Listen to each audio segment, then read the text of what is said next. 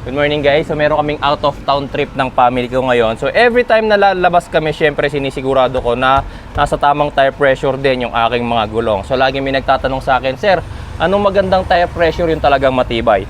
Actually, eto mga boss, ni-review ko na to several years ago and alam nyo ba na buhay pa siya hanggang ngayon. Ngayon, eto rin yan, umorder ako ng isa pa. Bakit? Sira na ba siya? Actually mga bossing, hindi.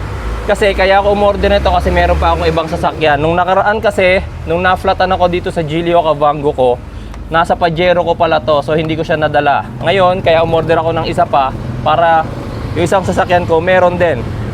Ayan. Parehong-pareho lang yan mga bossing kasi nga, syempre subok ko na itong tire inflator na to. Ang kagandahan dito, meron na siyang, eto, pwede nyo siyang ipang-inflate ng lahat. Pwede sa bola. Ayan, ito pala sa bola. Ayan. Ayan. Tapos ito pwede rin to sa salbabida tsaka itong isang to. Kulay itim. Medyo mahirap lang siyang tanggalin. Ito namang isang to is para sa salbabida. Tapos hindi ito china-charge mga bossing. Sinasaksak to sa cigarette lighter socket natin. At may mahaba yung cord. Tapos ito yung kanyang pambomba, yung pinakapito. Nandito rin sa loob. Ayan. Tapos, papakita ko sa inyo na hanggang ngayon maayos pang gumagana itong ating tire inflator mga bossing. Kasi, kaysa gamitin ko itong bago, kasi alam ko naman na working yan, ito yung susubukan natin. Napakatagal na nito sa akin mga bossing, pero hanggang ngayon is gumagana pa. Yan. Kabit lang natin siya sa ating tire valve.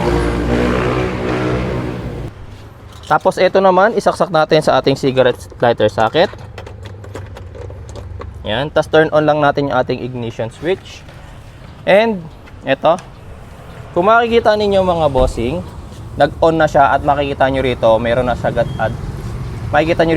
siya agad reading. So 36 PSI siya. Pwede nyo baguhin yung reading na yan kung sanay kayo sa Pascal, KPA, o kaya bar. Pero dito sa Pilipinas, commonly natin ginagamit is PSI. Ako mga bossing, dahil nga marami kaming sakay ngayon at malayo yung aming biyahe, siniset ko yan sa 40. Yan, 40 PSI. Tapos pipindutin nyo lang to. Yan. Tapos kusa na yan titigil once na ma-reach na niya yung 40 PSI.